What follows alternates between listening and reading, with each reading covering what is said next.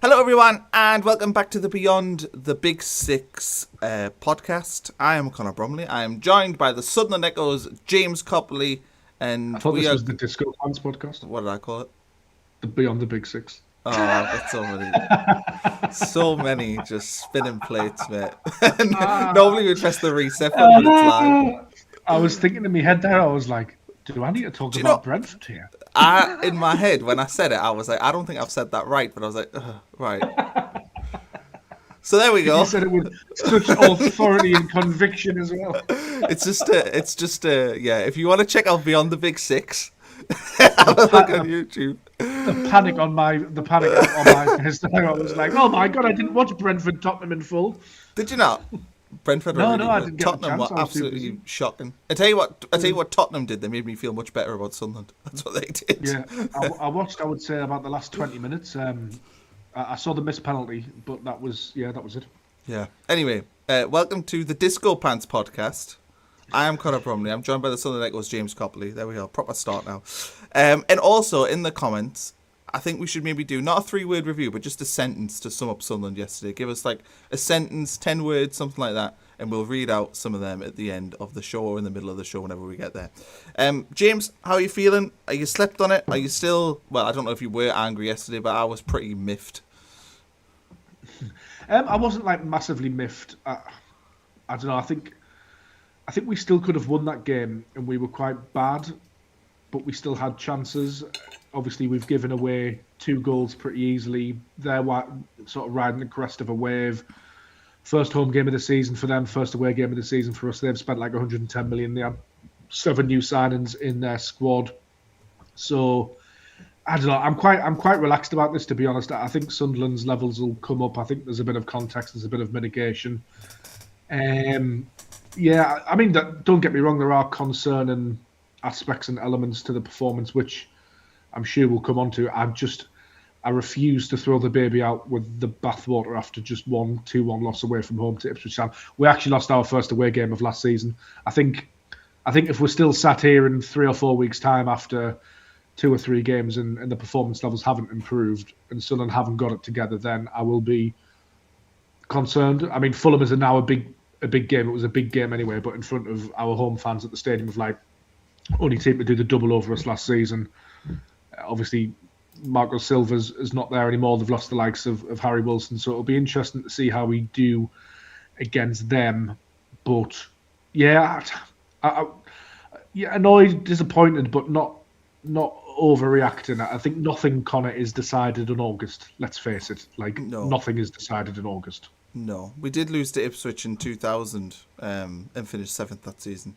That was like 2nd or 3rd game of the season. So well, there you go. There you go. No, and also, do you know what's interesting? Watching the Premier League yesterday, like there was all wins, no draws. Everyone's like winning or losing. Obviously, I watched Man United at lunchtime, and they were utterly dreadful. Tottenham were absolutely dreadful yesterday. But the thing is like, it's when you open the season up away from home on the road against a newly promoted team, it's never going to be easy. I think for me, I was just disappointed because I didn't think Ipswich had to necessarily work massively hard, creatively that is. They worked hard in the game, don't get us wrong, their press was brilliant, but I was just so frustrated that I just felt like we gave them the goals. You know, we had 3 awful bits of play, 2 from 09, one we got punished, the other one he pulled him down for a yellow, which to be fair could have been, if it was maybe a few yards inside, could have been a red card. And then Alderete plays it in. I don't know if it's Siddiqui or Diarra. I probably should have checked, but plays it into one of them. They don't come for the ball and they lose it. But that was what frustrated me. It frustrated me that we didn't make Ipswich necessarily work for their goals. Obviously, their press was good, but I was going to say it's a bit like the chicken and the egg, isn't it? Because from an Ipswich Town point of view, like their tacticians and their manager and their fans and their players will be absolutely delighted because they'll be like, yes, we identified this press. We put them under pressure and they ended up making mistakes. Like, we did that. But I think from a Sunderland perspective, we're looking at it thinking Luke O'Nien usually gets that pass right, definitely. And Alderete has obviously got a little bit of ring rust. I think what's interesting for me, and Wayne Rooney highlighted this on the Match of the Day analysis, and I think Gary O'Neill mentioned it as well, is that they did target that left-hand side. Maybe we'll come on to Luke O'Nien because I feel like the knives are out. But I felt like Gary O'Neill sort of did a number on Sunderland in terms of getting in the faces, targeting that left-hand side. But it's a weird one to analyse because Sunderland had chances, like Bromley had 2 or 3 opportunities. We obviously equalised. Ipswich Town weren't just peppering the goal. I thought Sunderland controlled bits and pieces of that game. Obviously, they had the edge in the possession. And despite the fact Sunderland didn't play well, and we know this group can play a lot better, I could still envisage a scenario in which Sunderland won that game. Like Ipswich Town won a marginal game at the end through a last-minute winner from Jack Clark in the 90th minute.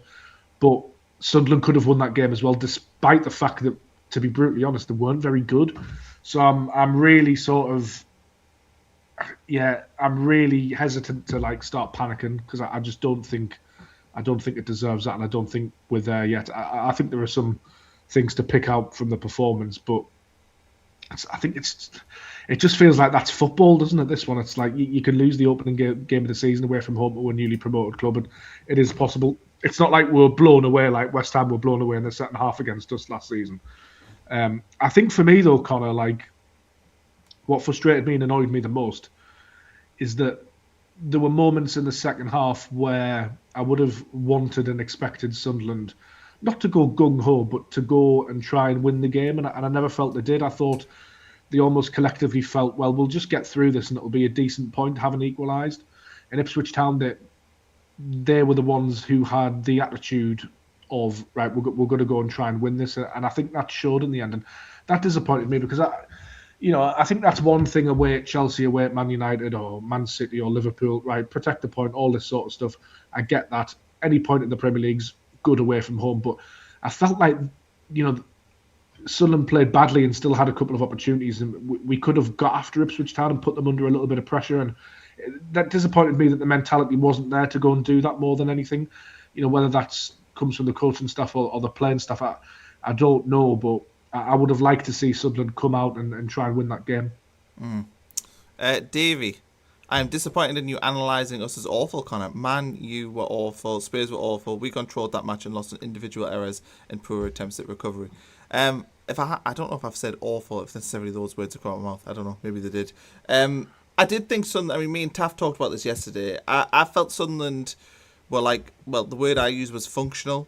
They didn't, apart from the errors, they didn't really do much wrong in the game, but they didn't really do much necessarily right. They didn't look particularly creative, and it felt like to me sort of that period last season, mid-season, where we were we picked up them 4 draws over AFCON, where we were yeah. Not giving anything away, but also not necessarily doing much ourselves. That's what it felt like to me, and I think I think you were right. I think it did look like we were probably happy with the point towards the end. I think Ipswich, to be fair, were also happy with the point. We presented them with the opportunity. I still think they were pretty sort of in their turnovers when that ball was turned over. They were pretty keen to get that forward because they could sort of sense it. I felt like when we were turning the ball over, that the speed to go forward wasn't there. Whether that's because it was all right, okay, this is the 90th minute, we can really go for it. That's a possibility as well. But I just think it's disappointing because I just think Sunderland were lacking some drive, some zip, some determination. But I don't think there's any need to overact. And I would back Sunderland to actually respond. I think one thing this group has consistently shown, largely because of the personalities within it, is that ability to bounce back. And that's what I want to see next. We need a bit of a reaction against Fulham, more aggression, more quality, and a reminder why this team was good last season. This has not become a bad team overnight. I'm convinced of that. Davey says awful's on the thumbnail, so there we are. You can see that. Yeah, so you have said that. Yeah. I didn't do the thumbnail. That was all Connor. I did the thumbnail last night, so I was in such a tiz. I was in such a fume when I made the thumbnail. But there we go. We're something awful. Maybe it's I don't think we were. I don't think we were. It's harsh. It's harsh. Maybe I'll change the thumbnail after this. But in the cold light of day, when you've just sat through that and then you're reacting to it online, you're not going to watch your language all of the time, are you? No, I'll update it now. I've changed it to SAFC poor at Ipswich. It's not hard to it's not hard to see how an emotional Sunderland fan would get to awful in the minutes after a game. That is very true. You're not saying sack Livery, sack the board, are you? I was just finished recording with Taff, and I text you. I think we'd figured out we were going to record, and then I made the thumbnail. So that is how the sausage was made. That's how we ended it. That's how we ended it. Make the thumbnail the next day. Yeah, so it's changed to poor.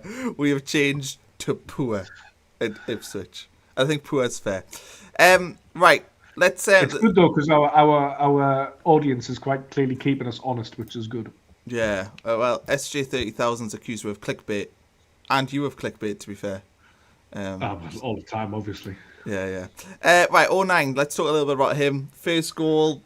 You know, you got to call a spade a spade. It is his fault, but I was pretty disappointed in Ballard. Yes. When Enciso kind of just got by him pretty easy. I know he couldn't bring him down because if he brought him down, it would have been a red card. So I mean, he was probably stuck between a rock and a hard place as to what to do. But also, I thought Enciso, to be fair, all game had us on toast. I thought he was brilliant, and he did really well to intercept the ball and run with it. But yeah, I think 09. He'll not be feeling good. He probably didn't sleep well last night. No. I mean, yeah, I'm not going to say what I was going to say, but yeah, I think 09 had an excellent pre-season, and I do feel like with 09 that people are just waiting for the first mistake, and then the knives really come out, don't they? Should he be starting every week in the Premier League? I think that is absolutely up for debate, and I would say no when everybody's fit. But really, what has he actually done here? He's tried to be brave. He's tried to play a forward pass, which is something he is actually normally really quite good at. It hasn't come off. It's been intercepted. Sunderland have been punished. That is the Premier League. And, you know, I was having this conversation with the lads on the Roker Report podcast earlier today, but Luke O'Nien has a little, you know, a catalogue of errors, doesn't he, in his Sunderland career? But he has also played coming up to 350 games. So you could look at Granit Xhaka's last 350 games and you could find a catalogue of errors. Luke O'Nien's obviously got a catalogue of hits for Sunderland as well. And I think it's really hard to pin it on Luke O'Nien, which is what I feel happens every time Sunderland sort of lose and he's in the side. You know, collectively, Sunderland weren't good enough. They had opportunities to win that game, but they weren't good enough ultimately. And I think you're right to highlight Dan Ballard. That concerns me more because he doesn't look like himself at the moment. He was poor. There's no dressing up. Alderete, when he came on, didn't look particularly comfortable. So it's easy to focus on one mistake, one player. But I think as a whole, the performance lacked spark and fizz. Normally that we normally associate with Sunderland. I mean, you know, 09 gives the ball away in midfield, but Ipswich have got a lot of work to do to get that ball into the back of the net. Obviously, Dan Ballard can probably do better. Enzo Lefebvre, to be fair to him, really tries to get back and affect things. But I'm speaking towards Enzo as a midfielder who's dropped back in to try and defend. So it's not his game, but he's been drawn more towards the ball when if he'd have actually held his run, he might have had a chance of intercepting it. There's absolutely loads that you could look at. And I'm not trying to just defend 09 at the hilt for the sake of it. I just feel like in our discourse that everybody just sort of piles on him. There's some nasty comments about he should be sold, he's not good enough, all this. He'll probably end up bouncing back and he'll probably end up making everybody look stupid. You know, that's football. These mistakes happen. I back him to bounce back. I back Dan Ballard to bounce back. I back Omar Alderete to bounce back. You know, Brian Brobby had a couple of really good chances. You know, when he was played through a goal, usually he just sort of bulldozes his way through. He ended up getting sort of muscled off it a little bit, ball caught underneath his feet. There was one that got played across goal. If that's Wilson Isidore, he probably just lashes it with his left foot. Brian Brobby doesn't. You know, he's not... Brian Brobby isn't the most natural finisher in the world, but I still back him to do really good things for Sunderland this summer. So I just think we can break down player by player, and obviously we're going to do that, and it's useful to do that because we are talking about football on a podcast at the end of the day, and that's what we as fans do. We want to get to the heart of the issues and analyse things. But for me, it wasn't just Luke O'Nien's fault. It was very much collectively. I just think it's a bit sad when the knives come out, and it happened a little bit with Hume last season as well. And it's just it's just all Hume's fault because he's playing on the right wing, and it's just all 09's fault. And for a little while there, it was just all Romain Mundel's fault when he was in the team on the left for a little bit last season. I think collectively Sunderland just weren't good enough, and you could even look at the captain Granit Xhaka and say, was he good enough? Probably not throughout the game. It just felt like Sunderland were just under par generally. They were awful. They were awful generally. No, poor. We've settled on poor now. Yeah, we've settled on poor now. So, I mean, I know you don't want to talk about necessarily individuals, but we also have to talk about Alderete, because as much as, 09 is getting stick, and rightly so, you make a big mistake that costs you a goal, you are going to get stick. That is the nature of the beast. Alderete does pretty much the same thing, plays the ball into the central area, and it's intercepted, we get caught, and then the goal itself, look, we know what Jack Clarke is. I mean, I was getting myself riled up by this yesterday. We know he's a cut inside man. We know he likes to be on the left and cut inside on the right. We literally saw it a million times. And the worst of it is it was Dan Ballard against him, who also has seen it a million times. Yeah. What we're letting him cut in on his right foot for when he's coming off the left? Why? Why are we doing that? And that for me was frustrating. Look, Alderete's mistake is really, really poor. He deserves a lot of blame for that. But again, much like the 09 goal, there's a lot of things that happen afterwards that could have stopped that, the goal actually happening. I do think it's an interesting comparison, 09 and Alderete, because 09 does have a mistake in him every now and again, and I think largely with the ball at his feet, he's very good when he's not being pressed, and I think Ipswich recognised that and they wanted to press him. But I also think they recognised that when Alderete came onto the pitch that they wanted to press him as well, because I think in his whole Sunderland career since he arrived, Alderete has been very good, don't get me wrong. He's been a positive for Sunderland. I really rate him as a centre-back. But if there's one weakness to his game, you would say, Connor, that he actually gets caught on the ball quite often. And it's not necessarily something we've hyper-focused on. But maybe again, that speaks to the point about Luke 09. Is it, if you could absolutely cane Luke 09, then please do have a look at Alderete as well, because he's prone to that as well, and not every defender is going to be comfortable on the ball all the time under a press in the Premier League. It is the toughest league in the world for a reason. So I think that's what concerns me more necessarily about more than Alderete and Luke 09 is players, because I think we know what they are as players and we can build a team around their limitations and stuff like that, because every player has limitations, every squad has limitations. We know what they are, we know we have other options to work with as well, but we know fundamentally that they can do a job for the most part. What concerned me was that sort of Gary O'Neill really targeted them and tactically worked Sunderland out on that left-hand side, and the Ipswich Town really, really pressed high. Does that then become a theme? Have Sunderland been worked out? Do they need to adjust things, change the parameters a little bit? Because usually Sunderland like to have the ball at the back, and then there'll be maybe a 1 or 2 man press, and they'll pop it back into Roofs, and it'll come back out of the defence. It might go out of the wing, and then suddenly the ball's in midfield, and you've bypassed a couple of players. But Ipswich didn't really allow that to happen. I felt like they'd really done the homework on what Sunderland wanted to do, particularly with the ball at the back. So that, to me, that tactical question is far more concerning to me than the limitations as footballers of Luke 09 and Omar Alderete, because I think we're all well aware of them, but we're also well aware of the strengths and what they bring to the team as well.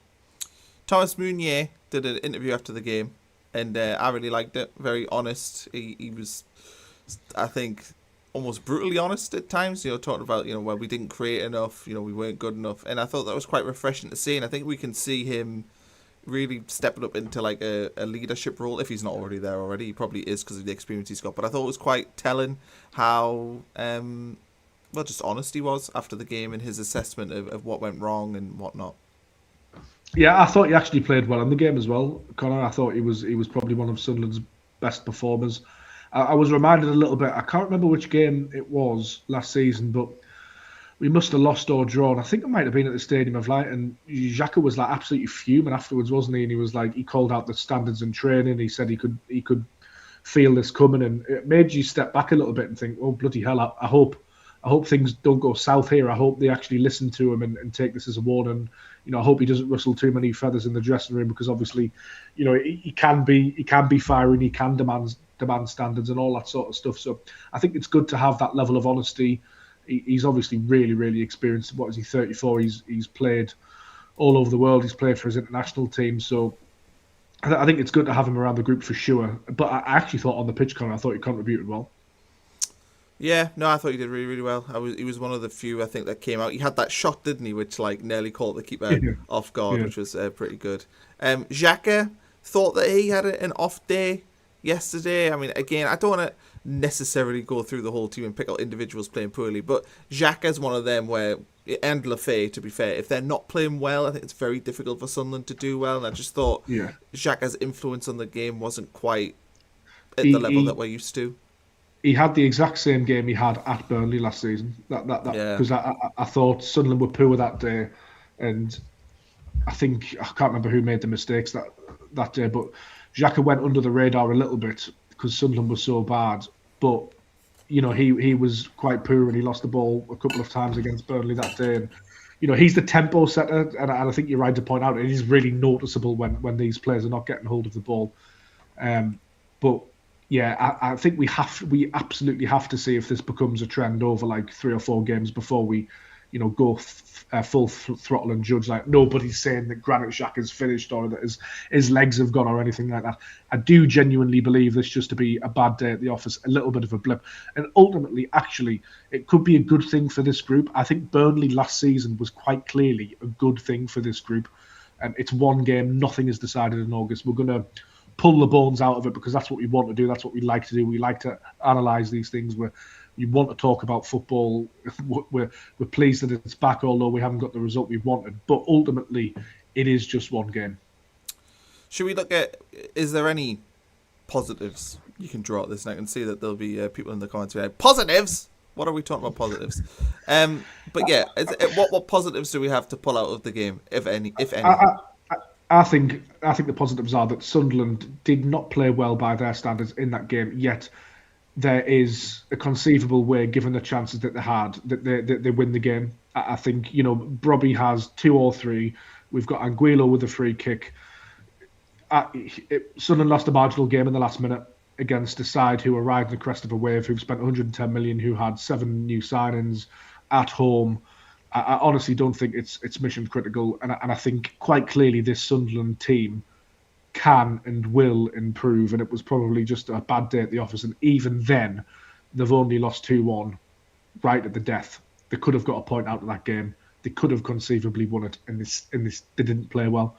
I think that's a positive. Obviously, you don't want that to happen too many times throughout the season because, and I made this point to a friend earlier, but Sunderland won a lot of marginal games last season, didn't they?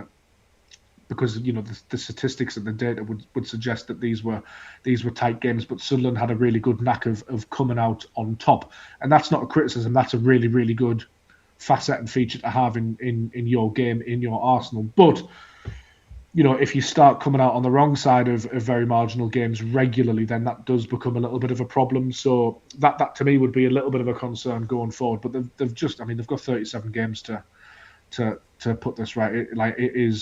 It is fine, guys. Honestly, that's just genuinely how I feel. I'm just like, don't get me wrong, I'm gutted, I'm disappointed. It feels like a massive anticlimax to the start of the season, doesn't it? But even I've seen a lot of transfer comments, Connor, and we should have spent this, we should have spent that, we should have brought this player in. A lot of these players, if you brought them in when they wouldn't have been available for this game anyway, and spending money is no guarantee to winning football games. I mean, look at Man United yesterday, look at Tottenham yesterday, who spent £100 million on one midfielder, and De Zerbi came out after the game and went, yeah, well, physically, he's not where we want him to be, and it's just like, what? Like, he's a professional footballer, he's had a whole summer, you've signed him for £100 million, he's had a pre-season, and he's not where you want him to be physically. It's bizarre. So spending money doesn't guarantee that you'll get a result. I would rather Sunderland we're doing what we're doing. We're cautious. We're spending the money on the right targets, and I do think the squad needs a couple of bodies through the door. I think that'll help. I think a rising tide does lift all boats, and I think with a little bit of added competition in the middle, with Mathali perhaps coming into contention before the Fulham game, maybe he's a new right winger at some point. Does that just lift the standards again? Give that little bit of injection of enthusiastic with a couple of good young players, and then hopefully some experience in and around the group as well. I think there's still generally about this football club a lot to be positive. I always say when you lose results, zoom out, look where we are, look where we've come from, look where the club is, the investment at the academy, the stadium. everything. We're in a good place. We've lost a game of football, but we'll be all right. Davey pulls out a few positives. Siddiqui, thought he was pretty good Yeah, yesterday, good. particularly in the first half. Good. But yeah, Siddiqui's development of a cracking player. We have just about the most World Cup players still playing catch up. We are creating chances. We have somebody who can take a cracking free kick. Yeah, I mean, Angulo gets himself. We haven't even mentioned him. Yeah, let's talk about that. Really, really good free kick. I think it was good for him to get a goal. Obviously, since he signed for Sunderland, he had didn't he have an injury? Did he pick up an injury last season? Yeah, I think he did. Yeah. Yeah, so he's never really got going. But the start of the season for him and get a goal, it was a lovely free kick. He's taken it brilliantly. Especially since Sherpen, as the commentator kept saying, is the tallest man to have ever played in the Premier League. And they relayed that one about 12 times. And the only way he was going to get it in was hitting the bar and it going in. And he did. So really pleased for him. I thought his general play was sort of meh, okay, nothing amazing. But yeah, really, really good goal. So that's at least a nice tick in the box. Yeah, really, really good goal. I mean, he was terrible up until the goal, wasn't he? Yeah, it wasn't great. He was not playing well, but absolutely fair play to him because that's what wingers are supposed to do, and that's what attacking players are supposed to do: is come up trumps when you need them. I found it highly amusing on social media because he was getting absolutely battered on Twitter. People saying, "What's he doing in the team? He's having a really tough 15 minutes, whatever." And then he goes and does that. So there was a lot of humble pie being eaten. I think he does need to improve despite the goal, but it's going to take a little bit of time. I do feel a little bit sorry for Talby not being in the team. To be honest, I really, really like Chemsdine Talby. But yeah, hopefully that goal gives him a lot of confidence. I mean, it was really nicely struck. The goal he scored in the World Cup was absolutely class. So he's clearly got quality. He's clearly worth persisting with. So yeah, I think hopefully as he manages to get a bit more confidence, he can be a real weapon for Sunderland. As we look ahead then to the next week, we are heading towards the end of the transfer window. So, by the time we play Fulham, it's the 30th we play Fulham on, so literally a week today. Do you think, we've got transfer business to be done. We've got a left back who's just signed, a central midfielder who's about to come in, but that's going to be a cover option. The right winger is the glaring thing, and I'm reading comments, people talk about Trey Hume on the right wing. We've talked about it a million times, but yeah, we need a right winger. We know that. We need another forward. We know that. I don't think that even if we sign those players this week, the chances are they're probably not going to be playing against Fulham anyway. How important do you think it is, though, next week that we get a good performance against Fulham? I think for me, if we go against Fulham next week and we're bad and we lose the game, that the fan base will be going into meltdown. I'll be going into meltdown after the game and then I'll settle the next day. I think you need a good performance at home against Fulham. You need to get a good result, positive result. I think you're right. Obviously, what we don't want to see is Saturday against Ipswich Town become a pattern. And if it does start to become a pattern against Fulham, then you're looking at Sunderland's fixture list, and it's not actually that favourable really after the first three. Is it does get a little bit spicy, a little bit tricky. I haven't got it to hand, but yeah, I mean, you always want to make a good impression in front of your own fans at the start of the season. It does help you get off the ground. When you bounce back and win your next game, having lost it all is forgiven and forgotten. Fulham are a team you would expect Sunderland to sort of be around in the table, hopefully this season if both teams do okay. So yeah, I mean, the all Sunderland fans a performance after this one, I would say.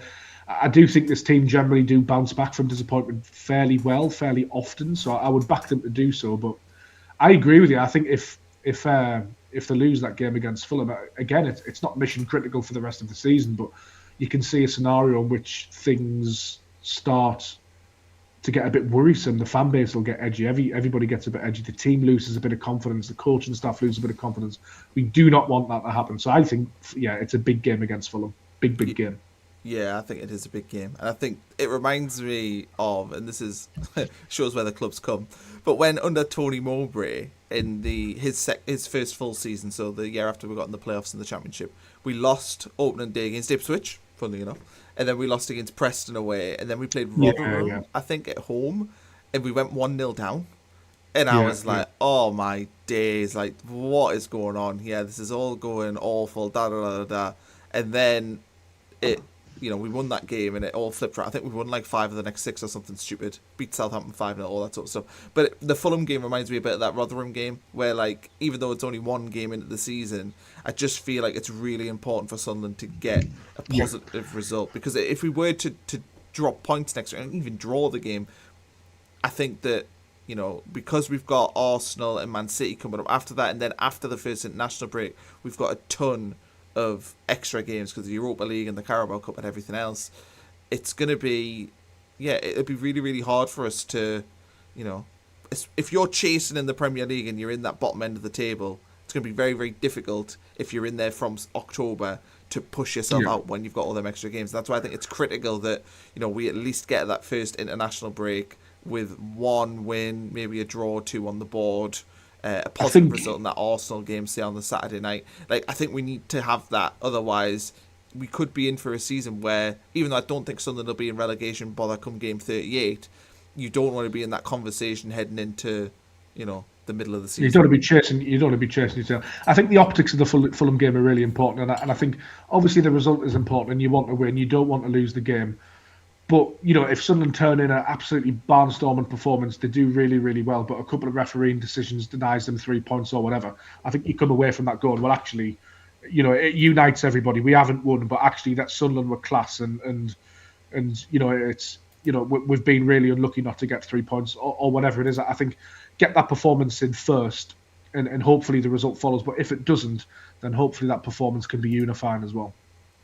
Yeah. How important is it then to get this right winger position sorted?